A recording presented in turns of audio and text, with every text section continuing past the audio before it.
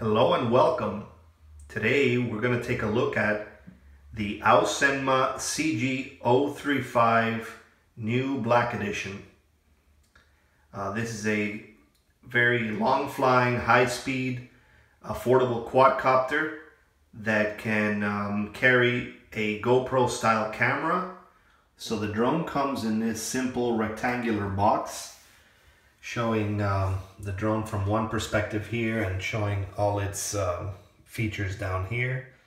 So yeah, this has a few versions, and in the back it's the same thing, but it's showing you a different angle of the quadcopter.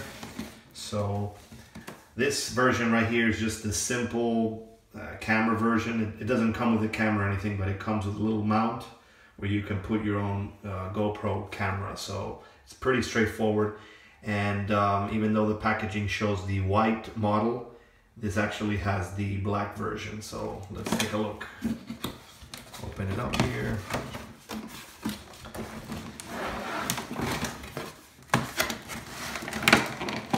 Open it up. Put the box there. Packaging. So it comes with quite a few things packed in there. First off, it looks like it comes with a pretty neat charger, an A3 hobby grade charger here. Make sure that when you order this, you get it with the appropriate plug. This came with a European plug, so we've got that. Let's look at all the other things before we get to the quadcopter. Here are the instructions, the paperwork. So it's all folded up. We'll look at that later. Here's the mount I was telling you about. And it has that snappable type of mount that the Aosenma X8, the Bayang, and several other drones have it. So we'll take a look at that. This is the strap that you can put on your onto the transmitter, so that you can put your transmitter on your neck. This is neat. This is the optical flow module. So you're supposed to actually install this at the bottom of the quadcopter. And here it has a little optical flow sensor so that the quadcopter can, if you're a few feet off the ground, it'll stay perfectly level. So here's the quadcopter. We'll get to this in a second. Here is propellers, and it comes with a couple of tools, a little wrench there, a screwdriver, and some screws. So that's about it.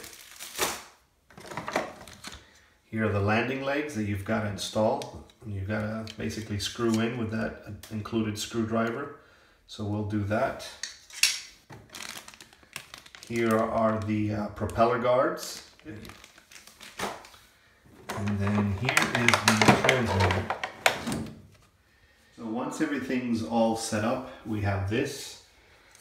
As you can see, we installed the landing legs, the optical flow positioning sensor right there at the bottom, and we snapped in this camera mount.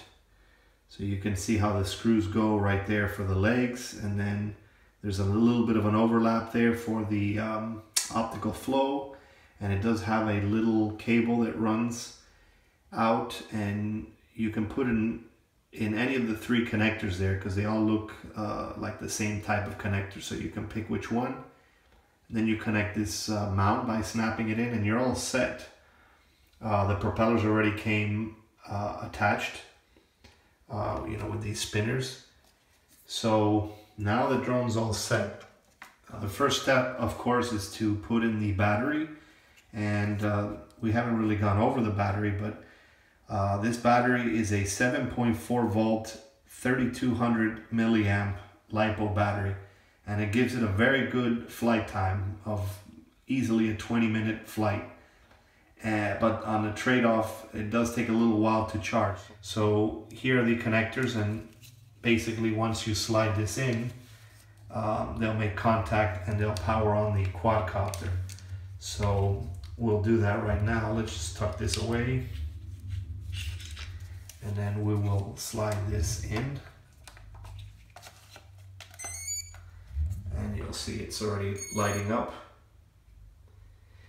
And once that's done, now we turn on the transmitter.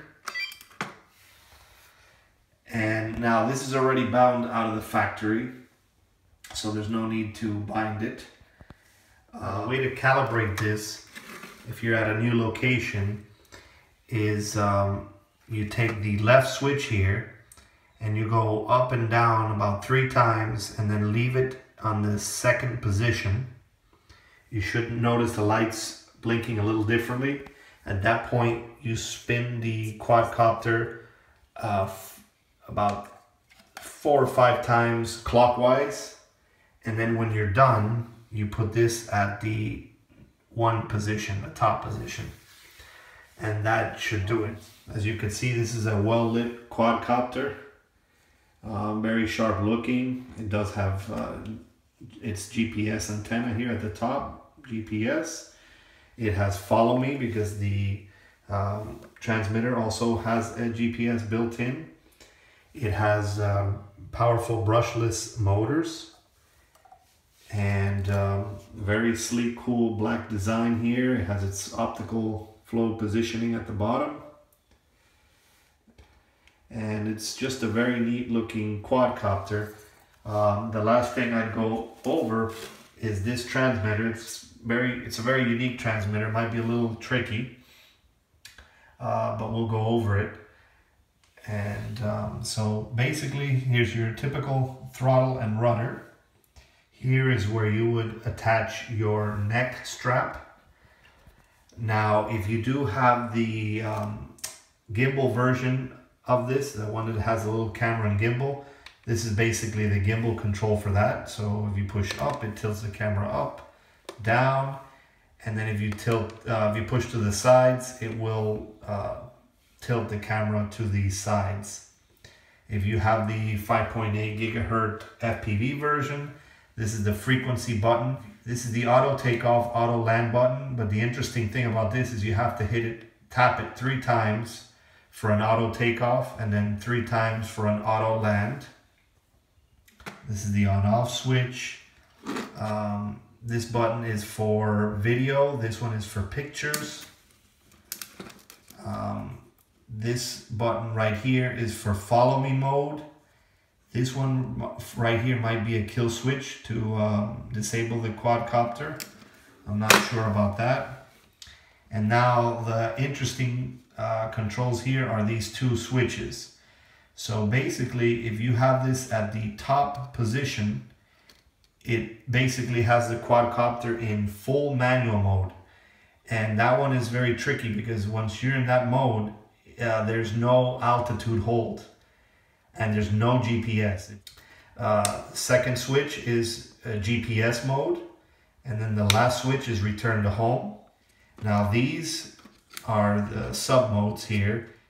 If you have it in the top position, that's basically altitude hold mode. And if you put it in the second position, that's basically circular flight mode. And then if you go into the third position there, that is headless mode.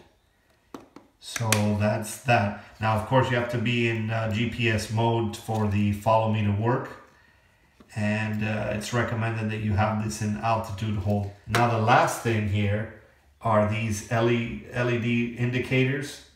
So in perfect mode, all these lights are off. And basically what it is once the quadcopter has a GPS lock, this light comes off.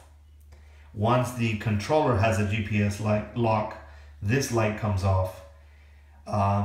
If you're within range and you don't lose a control signal, this light remains off. And if the battery is sufficiently charged and has enough voltage, this is off as well. So while you're in flight, ideally all these would be off. So that's essentially it. There are no flip buttons or anything to that effect. This does take 4 AA batteries. So that's essentially it. This is a neat quadcopter, and let's take it for a spin.